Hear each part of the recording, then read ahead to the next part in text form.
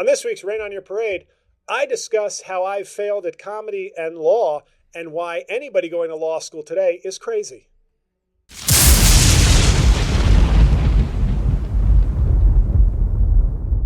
Welcome back, everybody, to Rain on Your Parade with J-L Cauvin. I am J-L Cauvin, and I'm here with a special guest, producer Mike.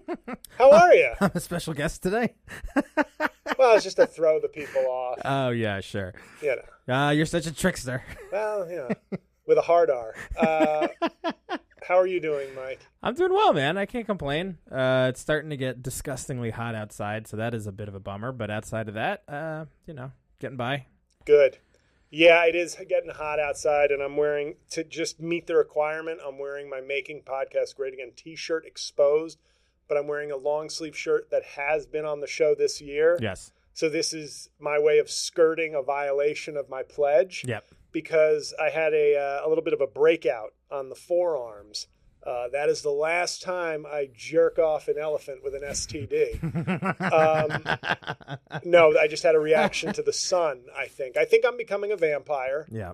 Or the angry Irish is taking over. The Haitian is receding in my gene pool, and I'm becoming more Irish. Yeah. Either way, I had a bet, and I didn't want to, gross people out. You know, skin, as innocuous, skin rashes are just, it's gross. Yeah. It does, and I don't even know if people could really see from a distance, but if you're up next to me on a sweaty subway, sorry, ma'am, yep. or sir, yeah, it's gross. But not the woman who placed her suitcase on my foot on the subway on the way here. Not sorry to her. I would smear this fucking thing on her face. He's coming in hot. Woo! I'm just getting warmed up. I get to Brooklyn. Yeah. To do the show. Yeah. And I get off the subway, and it was mostly okay. Just the woman put her suitcase on my foot briefly. Yeah. Didn't apologize. That was the end of the story. The end of the story was nothing happened. Nobody said anything. Yeah. So I go to Starbucks near here to get a green tea, an iced green tea, and a croissant. Mm-hmm. And because I was getting lightheaded because I'm eating right. Yeah. And the funny thing is, when you've eaten poorly for a long time, all of a sudden you hit 5:30 on a day where you're eating perfectly. You're like, am I dying? Mm-hmm. What's happening? Yes. So I walk up to the cashier. Nobody's there. And of course I get the one employee, because I've been into this Starbucks a few times, and I get the one employee who does the thing where she walks up to the register, and it's like the Diddy gif from The Voice, or it's High Noon. It's just like a stare down. And it's not that I'm waiting for you to welcome me with trumpets blaring like I'm royalty. It's just, I'm assuming you weren't can I, you just a general, oh, can I help you? Or next. So I walk up, she says nothing. And so I make my order, and I'm obviously at this point disgusted at the poor customer service. I step to the side. Next woman behind me. Hello. Oh, so it's me.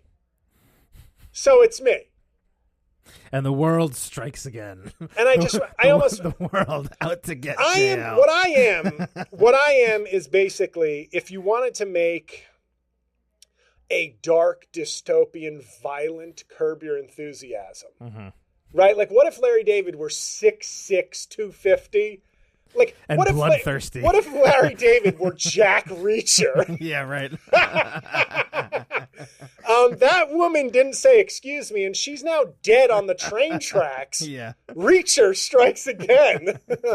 So then I leave there, and I go to Trader Joe's to get my large bottle of water for 79 cents. I'm definitely getting a lot of those forever plastics. Yeah. You can't get away with 79 cents for this giant bottle of water. The microplastics in your... I'm getting PFABs up the a-hole. And a woman drops an apple. Now, if you're familiar with the Trader Joe's, this apple rolled a good 20 feet. Yeah. From the apples to the candy or something. And I look, and this woman the woman who did it, blonde white woman, looks, but the woman at Starbucks was a woman of color. So this is really just people. Well, right now, just women. Let's be honest. Woman with the suitcase, woman with the attitude at Starbucks, woman with the apple. Yeah. Alpha male podcast. Andrew Tate checking in here. And she lets it roll. Doesn't even make an attempt to pick it up. So I go, and if you could have seen the video of me doing this, I pick it up and just go, and walk it back over, place it right in front of the woman, and she says nothing. Mm-hmm. You couldn't have said, oh, thanks. I know, I'm a broken record, but, and I said this on stage in Larchmont this past weekend. It was a phenomenal show, by the way, in Larchmont. A lot of people there. None of my fans showed up. So thank you once again. You are the, as I like to say, the wind between my cheeks. Do you get it? Yeah, it was a fart. Yeah, it's a fart joke instead of wind beneath my wings. Yeah. Bette Midler. You weren't even alive when Beaches came out. Yeah, but I know that's a pretty common reference, I think. I think Beaches was such a good story if you think about it. The talented one doesn't get cancer. That's what I've always been hinging my luck on. It's like I eat like shit. I'm incredibly angry and unhappy. Yeah. But I got talent. And if Beaches is real, the one movie, then it's gonna be the hacks I hang out with that are fucking on life support. Yeah. While I'm writing movies about them getting blown. Yeah. Going, I miss you. Yeah. In my mansion. Yeah. So, placed the apple, and then I made my way here. So it is like, Jesus had the fishes and the loaves, the baskets were bursting, like with, just greatest magic trick maybe since, he had a lot of them. Lazarus, rise from the dead. Yeah. Blind guy, you can see. Yeah. Water into wine. That's almost like his opening. Yeah. And then the fishes and the loaves. And it's kind of like, I feel like that's me for experiences that anger me. It's just my cup runneth over. Mm-hmm. Got some gigs coming up this month. Tell me about them, J.L. Although technically not this month because it's still May. June 13th, Mohegan Sun, or as Jay calls it, Mohican Sun, because he thinks Daniel Day-Lewis is going to show up. But Mohegan Sun, live, making podcasts great again. I just did like just one of the guys. Yeah. Did you see that movie? I don't think so. Man, one of the greatest 80s movies of all time. And for a generation, your first glimpse at boobs? At huge boobs. Okay, cool. She plays a man, like she goes undercover. She's a reporter. She goes undercover as a guy. Yeah. And then to prove to the guy she likes at the end of the movie that she's actually not a guy, she rips open her tuxedo for the token 80s comedy Tits. boob shot. Yeah. But A++. Yeah. It's one of those. There were so many tits in the movies in the 80s. Yeah. Just constantly. Then we got woke. Yeah. No, and that became Thanks a lot. like real. Then it became like real. It wasn't just like, isn't that fun? Yeah. It was like, no, here's this hardcore. Here's hardcore porn with a thin layer of cloth between the two of them. Yeah. Anyway, Mohegan Sun, June 13th, live, making podcasts great again. Come on out to the casino. Watch me lose a lot of money after the show. It's kind of loves to gamble. 2 for 1. Yeah. So June 13th, making podcasts great again at Mohegan Sun in Uncasville, Connecticut.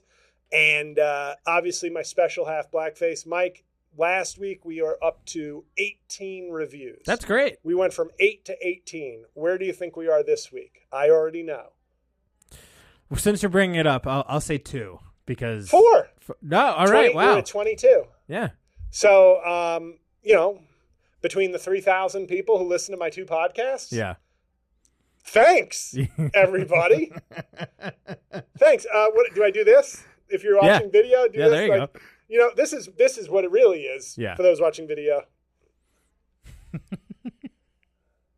So, if you haven't watched it, please go watch it. It's on Amazon Prime and Tubi, and leave a nice review on Amazon. Please, please, please, please.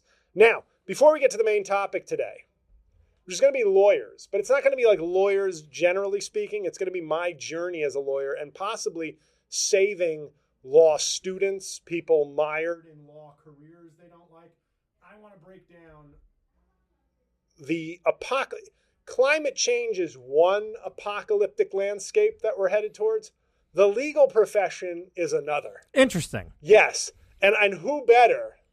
I am all 4 horsemen of the legal. We were going to make the same joke. I was going to make a 4 horseman joke too. But before we get to that, because I gamble so much, Mike, and maybe we'll come up with some graphics for this one day.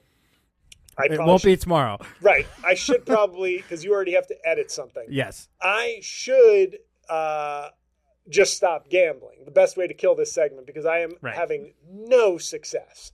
Right. None. Yeah. I mean, Chris Kreider alone has cost me like $400 in the last month. Yeah. And he just keeps going out there and not scoring goals when I bet on him. Yeah. Game I don't bet on him, hat trick. Yep. Yep. There you go. So, but this week we have a gambling villain of the week. Now, I didn't bring my Adam Sandler get up from Uncut Gems, so I apologize to the folks who like that. KG. So I got last week. But our gambling villain of the week. Now I'm going to read to the folks what the and then we'll take a break and we'll get to our main topic.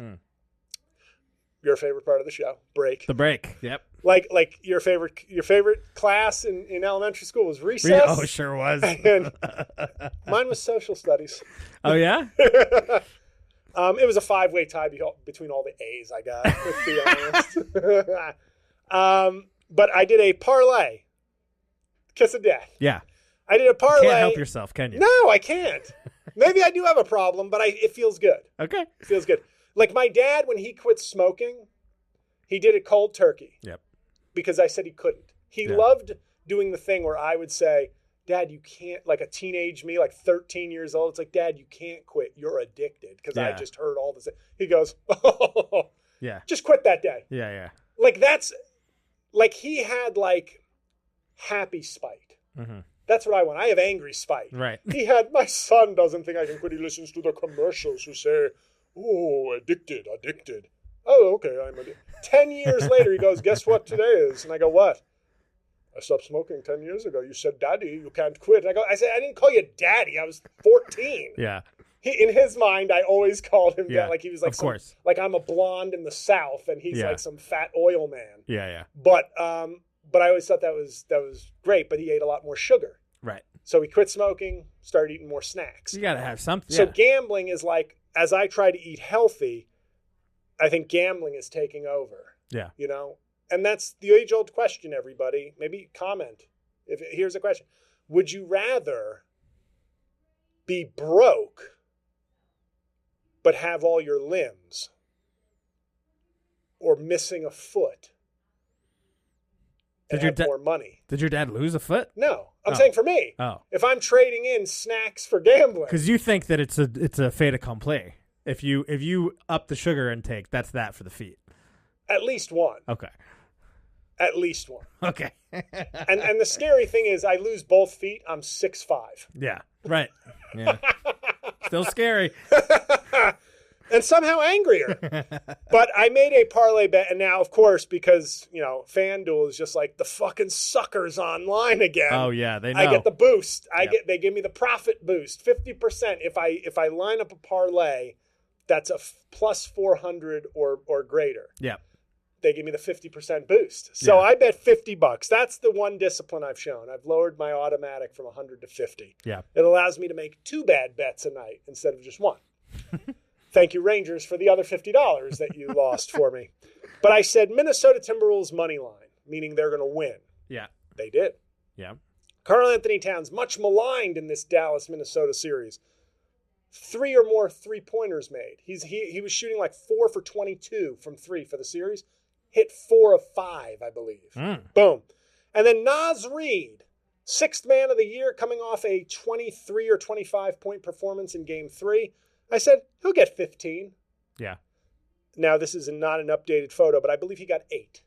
He scored 8 points. Not what you want. So that went from a $646 payout to a $50 hole. So Naz Reid. Nas only needs one mic.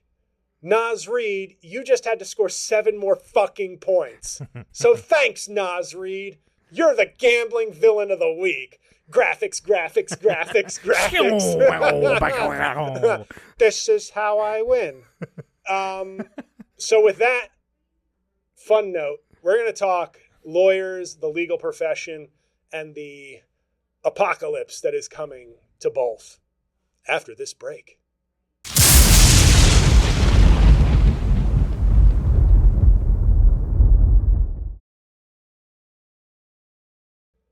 And we're back. Mike, how was that break for you? You know it's my favorite part of the show. It is. I've never had a bad break on Rain on Your Parade. A lot of self-care during the break. It's good. You got to do that. You gotta take care of yourself. But I wanted to talk about today. We've got some interesting episodes coming up. Yes. Just to give people a little preview. We're going to talk reading. I know that may sound, but we're going to have a great guest for that one. Yep.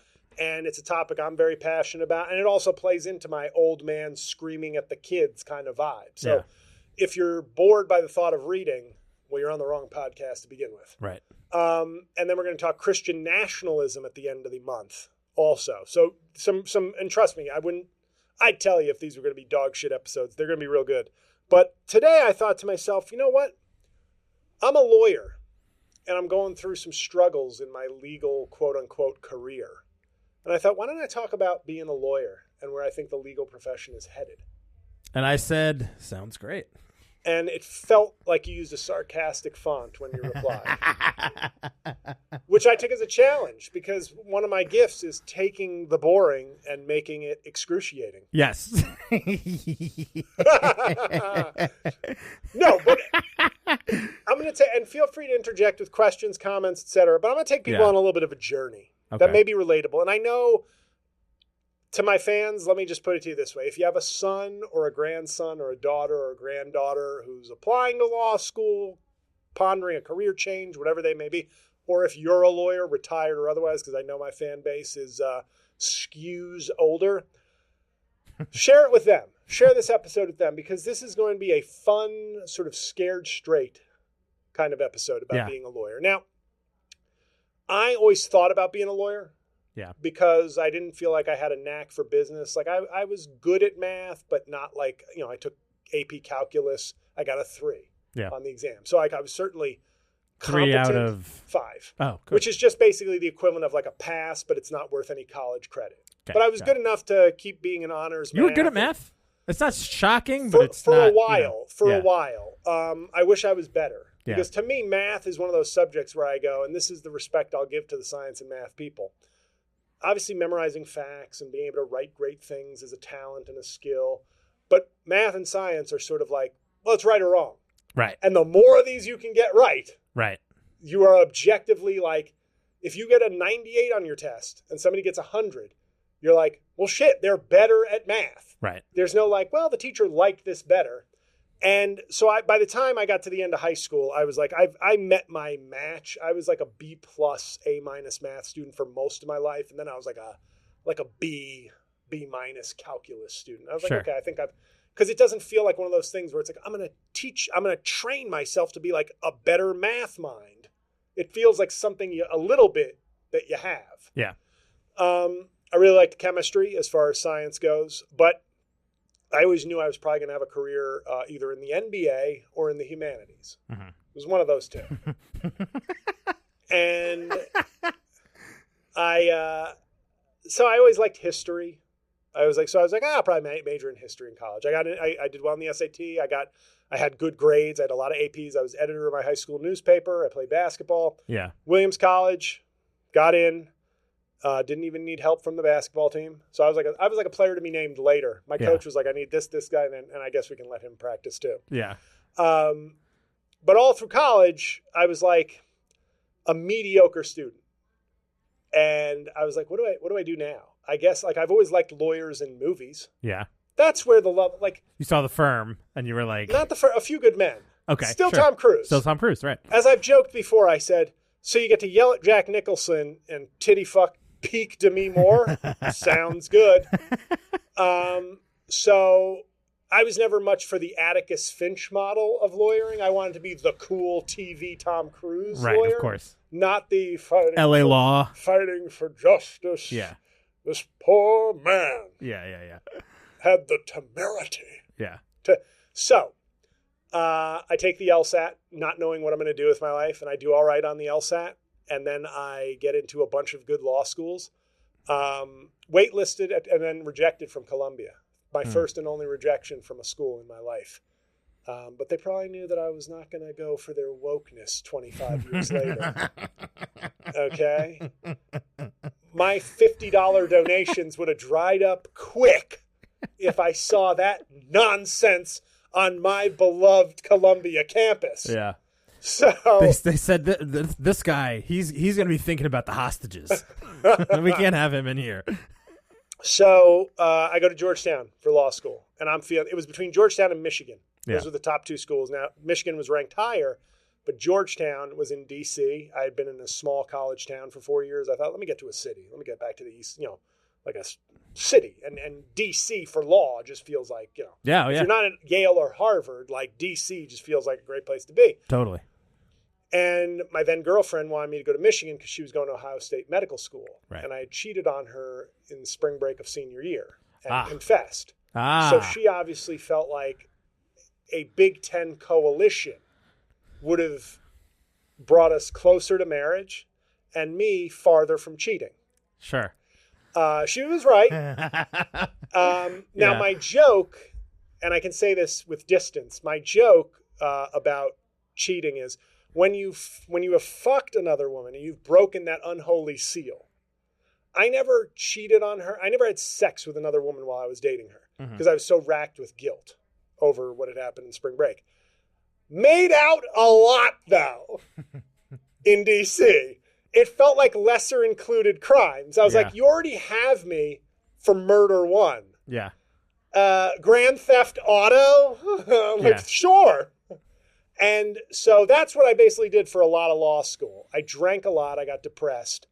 And midway through law school, my father said to me, do you want to quit? And my dad was not a lawyer, but his father was an esteemed lawyer in Haiti. And his grandfather, my great-grandfather, was on the Supreme Court in Haiti. Mm-hmm. So for him to say that to me, he could see how bummed I was, like about law school. And I said, I'm halfway through. Fuck it. Mm-hmm. I'll finish. Yeah. Terrible choice. Really? Because then I was like, because I found a new hobby that's lifting my spirits in law school. Yeah. Stand-up comedy. I'm hitting up like 4 open mics a night. It's keeping me balanced. Yeah. So law school leads me both to being a lawyer, bad choice, and being a comedian, worst choice. So I finished law school, and the first thing I'm going to tell you right now, anybody pondering law school, Wisconsin does it right. I know this is super boring to you. I don't care. Wisconsin, when you graduate a law school in Wisconsin, you've automatically passed the bar in Wisconsin. Which makes sense, because then the school, the learning, the education is like exactly what you need to practice in that state. Mm-hmm. Now, obviously, if I go to Wisconsin Law School and then go to New York, I'm fucked. I got to like take a bar course and everything. But that's the first thing. Law school is like disconnected. Law school teaches you to become a good clerk and a good law professor. Right. Look around. What percentage of lawyers do you think are law professors or clerks for judges? A small percentage. Okay, got it. Yeah. I don't know. I mean, I'm just like nodding my head. Let me put it this way. There's like 5 billion lawyers and like 200 law schools. Got it. Yeah, right. Okay.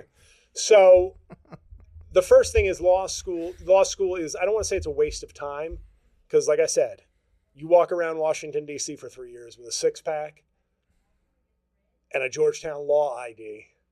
You can do a lot.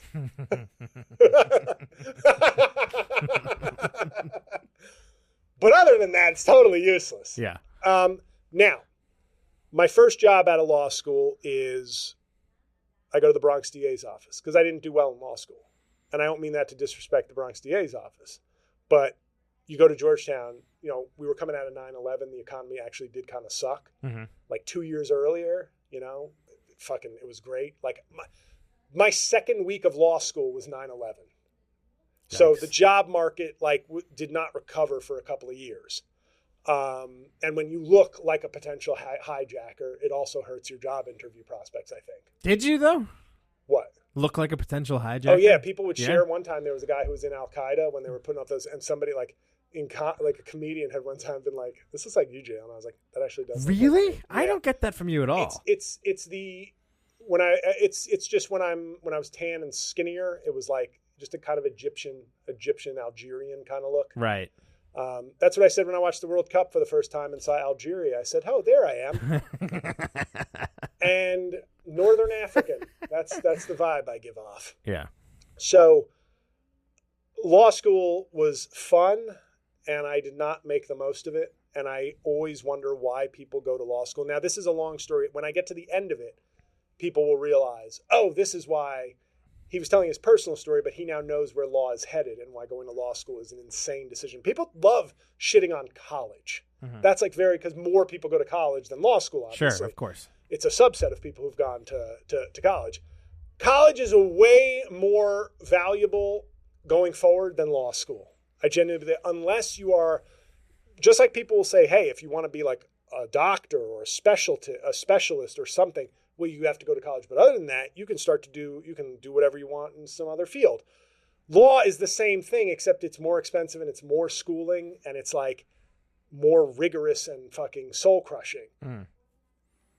In the future, unless you are going to be a clerk for a judge or a high-end lawyer, if you are in that limited percentage that get great jobs and are willing to, by the way, sell their souls and lives for a decade to amass the wealth to pay off your debt, it's like every argument against college, law school has double, in my opinion. Mm-hmm.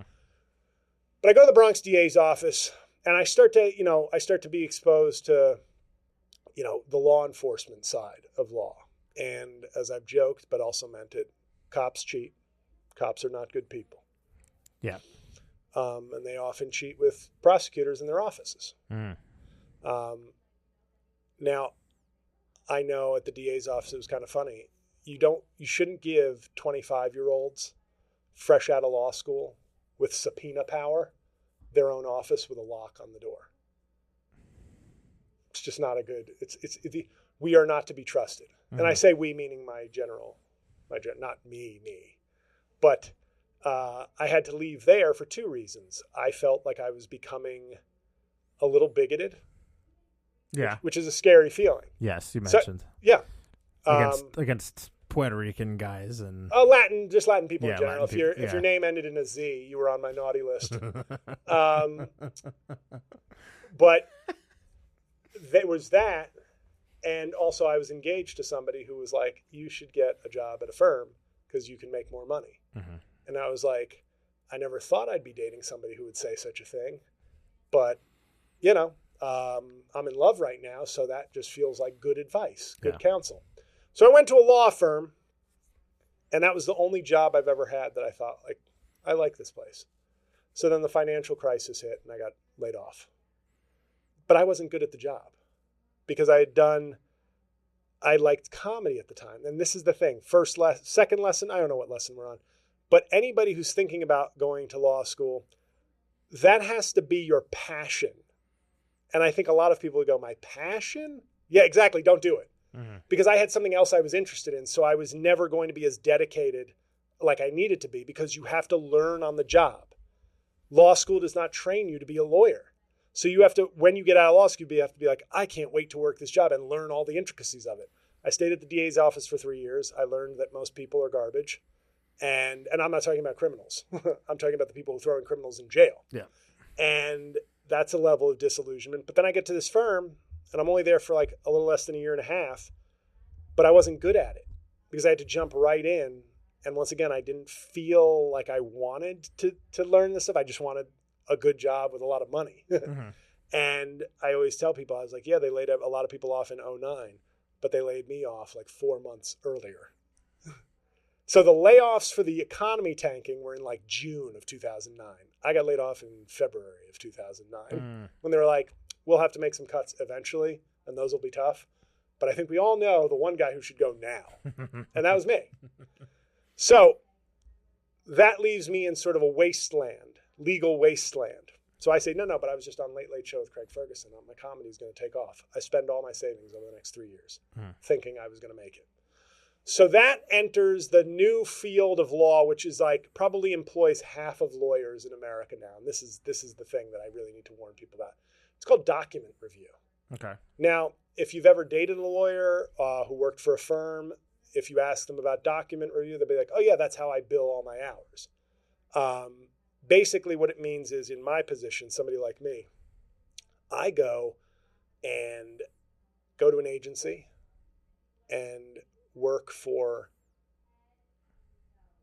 an hourly wage that is beneath someone with a law degree, because there are so many lawyers now that need some kind of employment, that these are like cattle calls where a firm will say, hey, we need 50 trolls to look at emails for the next 4 months because we are billing this major company millions of dollars to litigate against another huge company and hope that like the dick measuring contest ends up in our favor when we settle. Yeah.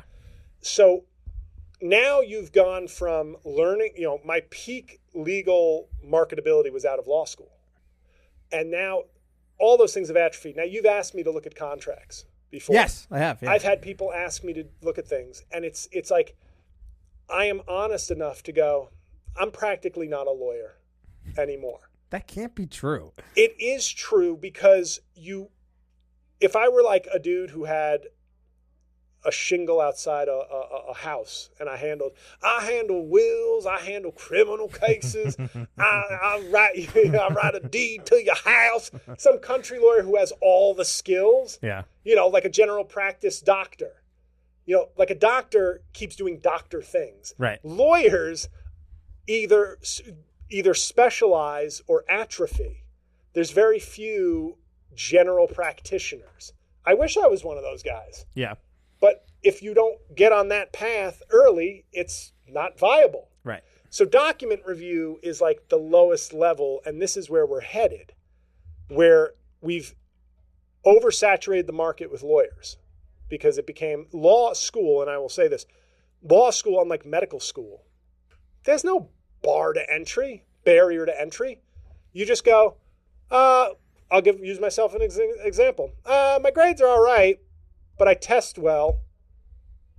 Being a lawyer sounds not like a fucking loser. I go to law school.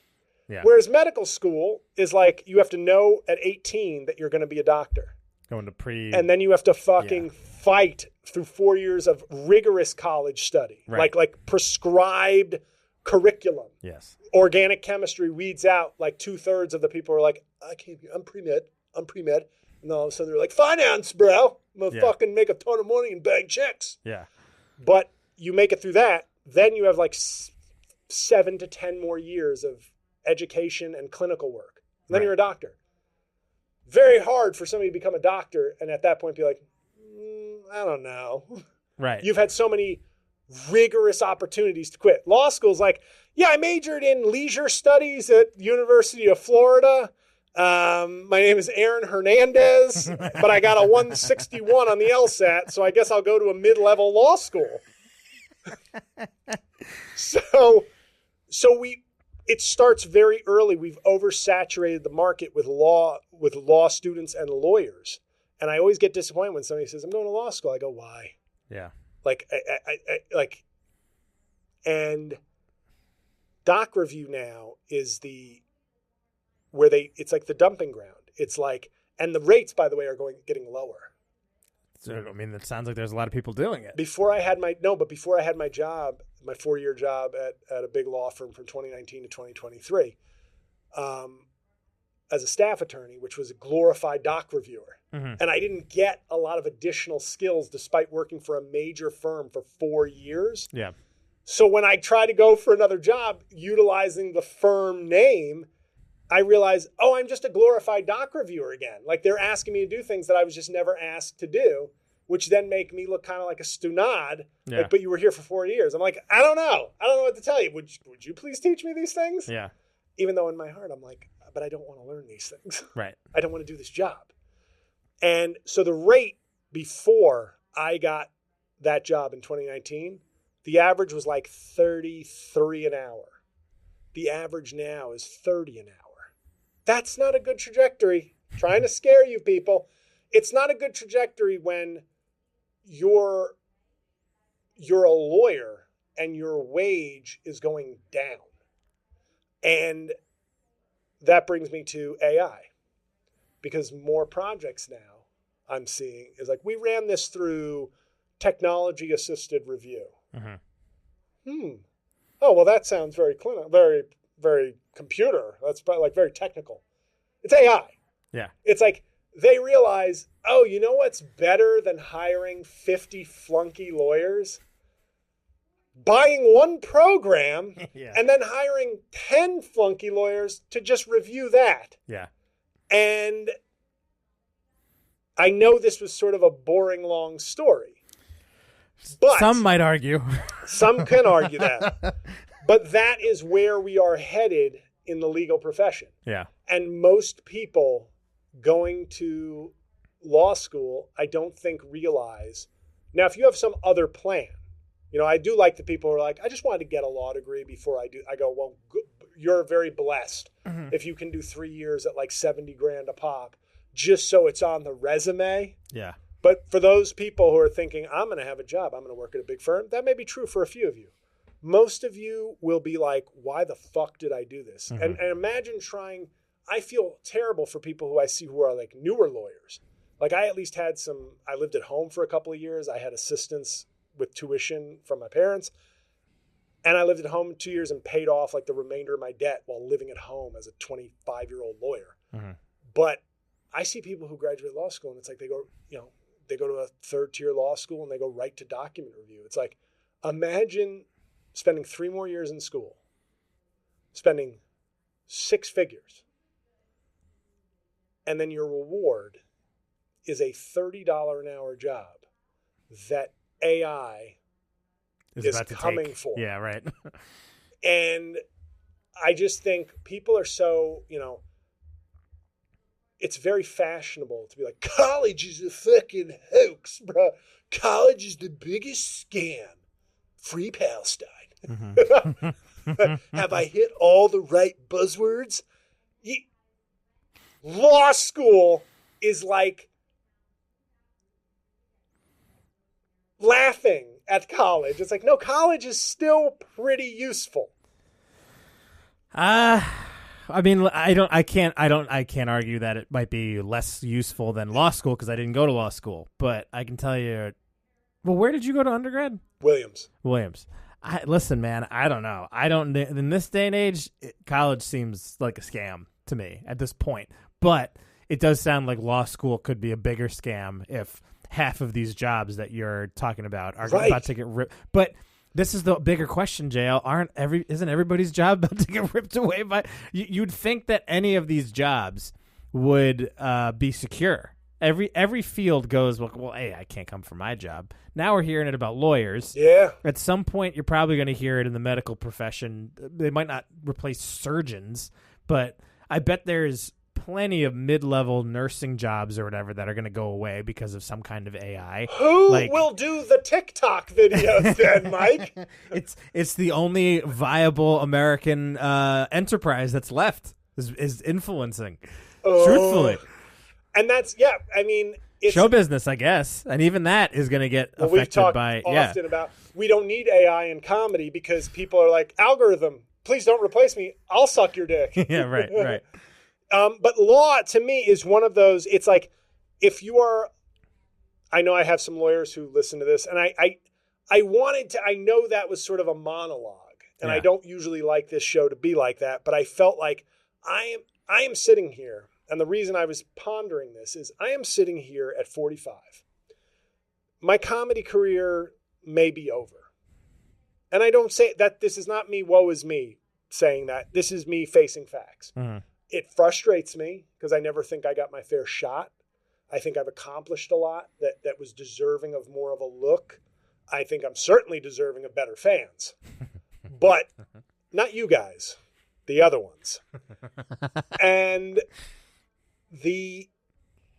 But to have spent 20 years, really, 23 years since law school started and 21 years since I picked up a microphone, to have both careers staring at me as like kind of over. Like you would think, people will say this. They will say, it's like, you have a law degree. You can always fall back on that. No, I'm telling you no.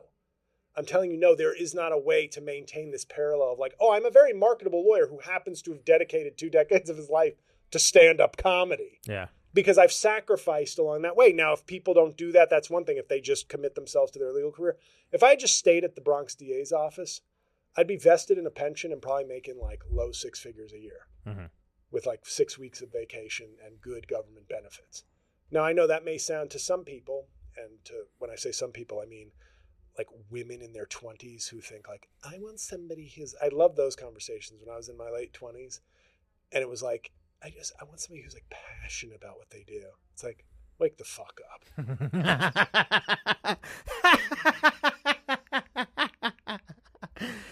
Okay, yeah. Now, yeah.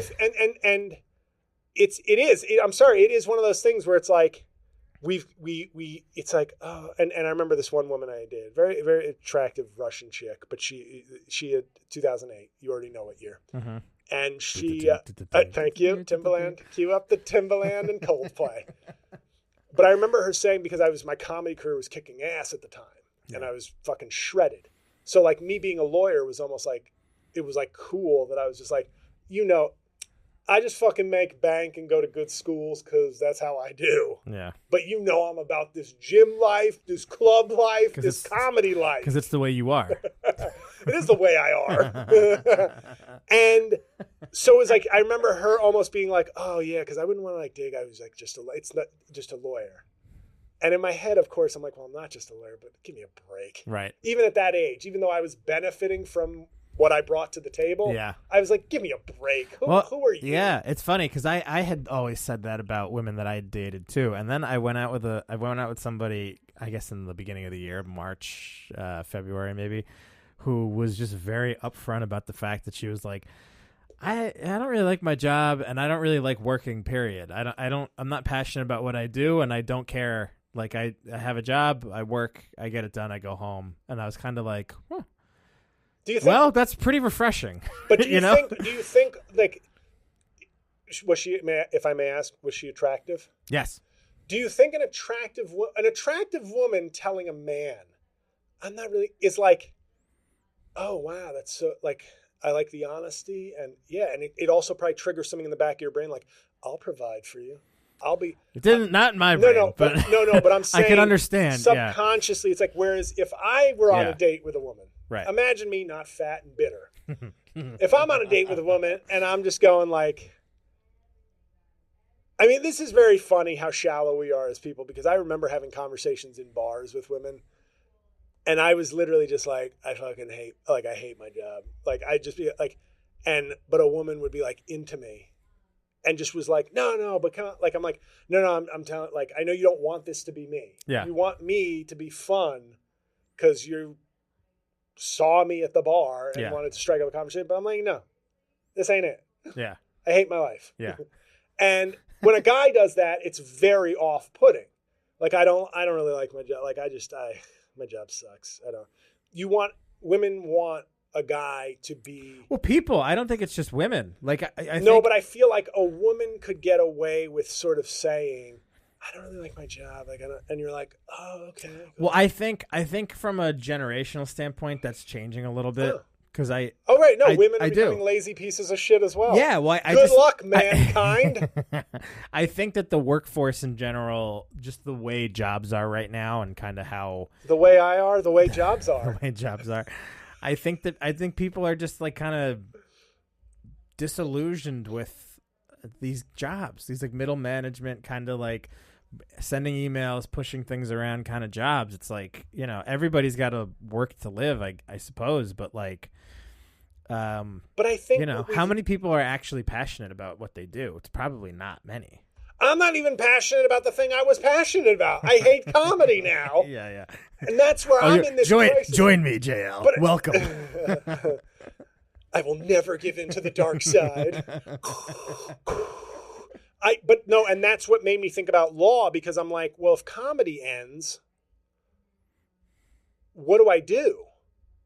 Yeah. And for so many people, me having a law degree from a prestigious law school is kind of like, well, you'll be fine. And I'm like, I will not be fine. This is the problem. And I'm trying to tell other people, like the ghost of Christmas past, like, don't. You better know what you want to do with your law degree before you go to law school. Because I think, like me, there's a lot of people who are like, I'll treat it like more college. Like I'm majoring in law now. Now I know I'm going to be a lawyer, and we'll figure it out there. And I'm like, no, have a focus or don't go. Mm-hmm. And I like with your idea of middle management, sending emails and all that, I get it, but I think that the theme of this show is always basically the crumbling of society. And I feel like I know my mom and dad did not like their jobs. My dad's employment record was a little spottier. But my mom, it was like, yeah, but I have a family. So like, this is what it takes. And I feel like maybe with people delaying family, maybe with people doing, could be that. Is that it's like, well, I don't have a higher like the job is only paying my rent. It's not fulfilling, like it's not part of an equation with a higher value. It's like, yeah, this just lets me sleep in my apartment and like buy food. Mm-hmm. And maybe that's why. But as far as, basically, I don't know where I'll be in 5 years. Like if I was at a job interview, I'd be like, well, if you look at your actuarial table, I think there's probably a chance I'll be dead in 5 years. But if you're asking me career-wise, I'm even more clueless than that. But yeah, my law, it's like I've done a lot of things in my law career and it amounts to nothing. And it's a scary thought because I'm now a 45-year-old man. Like if I wanted to, this is the scary part of all this. If I wanted to say, okay, I'm going to intern somewhere and just start building up a different skill set. Mm-hmm. A lot of places will go, no thanks. Yep. Like, no, you don't get it. I have a law degree and I just want to I'm interested in this field and I really want to get back to the basics. No, because we're going to just hire somebody and pay them, but not waste our time being having you audit our workplace. And so the point is, everybody, don't become a lawyer. The profession is going to disappear. Unless you're fucking Thurgood Marshall or Ruth Bader Ginsburg, mm-hmm. Don't fucking go to law school.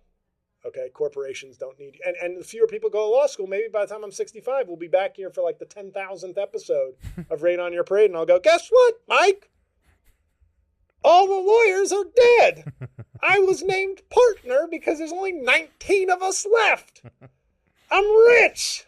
So with that, fuck law school, fuck the legal profession, unless you're a potential employer, at which point I will send you my resume, and we'll be back with Comedy Talk.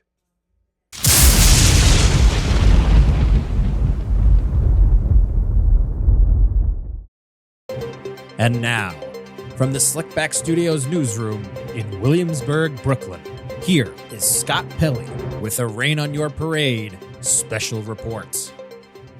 This is Scott Pelley on assignment for 60 Minutes with JL's Punchdown of the Week.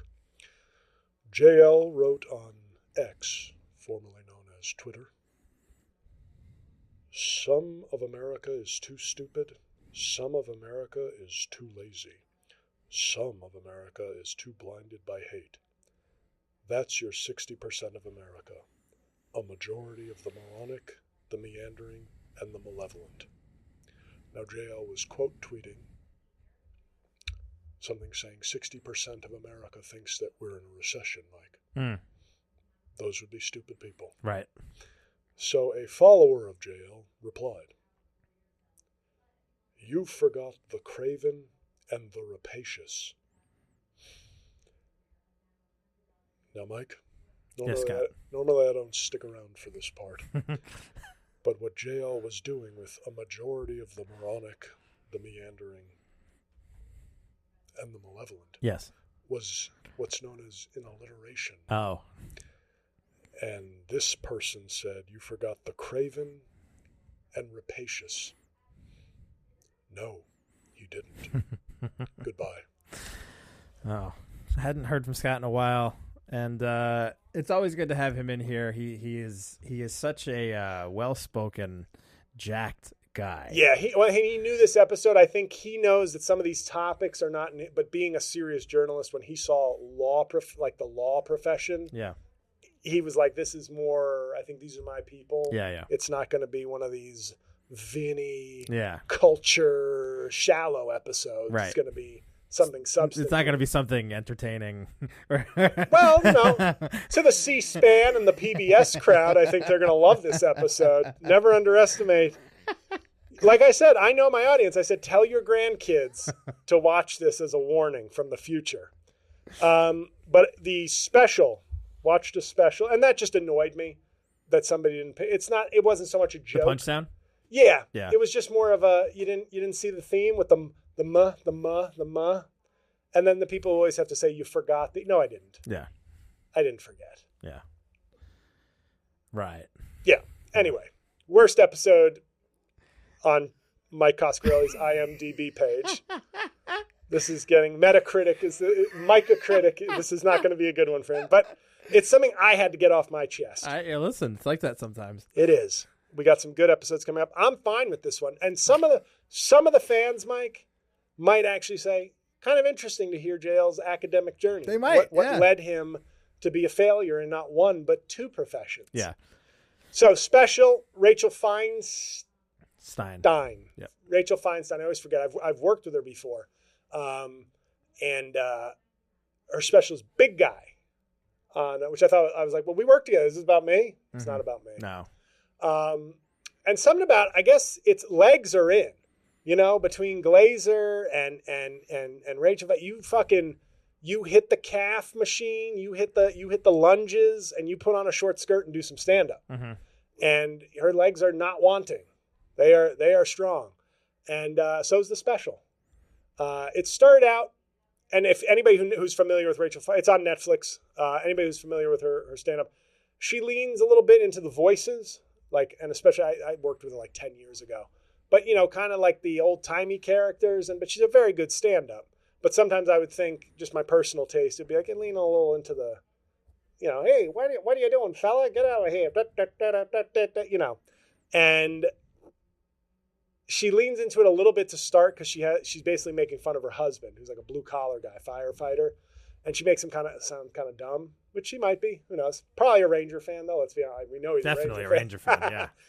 But outside of that, which is thematically, it's a big part of the show. But outside of kind of leaning on the hey babe kind of character she's doing, yeah, it's a very good special. It's really it doesn't lag. Whatever it was, 56 minutes. Yeah, I enjoyed it a lot, and I do like her impression of her mom, because it's different. She's like a character person. I do impressions. She does characters. Mm-hmm. But they're unique enough. But I like her mom impression a lot, which I had seen before, but not her husband one. I felt like she leaned on a little too much. But that would be my only critique. So if you want to support women in comedy, okay, which this podcast does. We do. But it's also just a very good special, and she's easy on the eyes, which sometimes I feel bad. So much for that supporting women in comedy. Hey, she's the one with the toned legs and the short skirt. Sorry. But it's just like I said with Glazer. I'm like, yeah, she's going up there. She's knowing they know they look good. Yeah. So it's not, sure. It's not like, oh, me. Yeah. But sometimes I wonder, because there isn't that same pressure on male comics. You know what I mean? Not to get into a whole other discussion, but it's like the Matt Rifes of the world are rare. Yeah, that's true. But it's also who gives a shit? Dumb housewives and idiotic young women are not going to be my audience ever. Yeah. And he's there's not a ton of, it becomes a thing. I feel like there's plenty of okay looking male comics, but women, it seems like, I sometimes wonder, is there pressure to be, is it like acting? You can be like a character actor as a man, but as a woman, it's like, oh, you're very funny. And the huff. Yeah. I'm sure it is. So I just want to, I'm trying to follow the trends in entertainment. So I'm just going to say let me amend what I said. This is a podcast that supports attractive women comedians.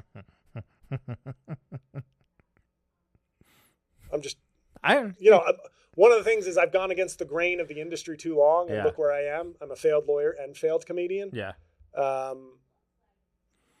Maybe if I get on board with the trends, they'll say, okay, JL knows what's up now. So attractive, funny women, you will always have a place at Rain on Your Parade. And hopefully we didn't lose you with the law talk. So on that note, Mike, 1 out of 10, how would you rate this episode? I don't feel comfortable doing that. I really don't. Oh, and I do have a note. If people are still listening. They're not. YouTube comments. Yeah. Don't send me, and to defend Mike. Yeah. To defend Mike and to wake him up with a defense as the episode ends. I heard my name. Don't go to law school. No! Well, If Mike last week was not necessarily speaking for himself with a lot of the things he was bringing up, he was speaking on behalf of the young communists and traitors that he associates with. So when you send me messages on different platforms of like, show this to Mike, send this to Mike, what was Mike thinking? 2 things. You got a lot of that? I got a few. Yeah? I would just say, first off, even if you're critical, Yeah. if you're going to write on the show, write it on the YouTube comments. Yeah. And that'll probably make people be a slight more respectful. But I also think people were misrepresenting what you were doing, and I tried to defend you, basically saying he was speaking for a disillusioned young population, but not speaking for himself with everything he said. Yeah. So I just wanted to make that clear. But to reiterate, engage on the YouTube is appreciated and requested.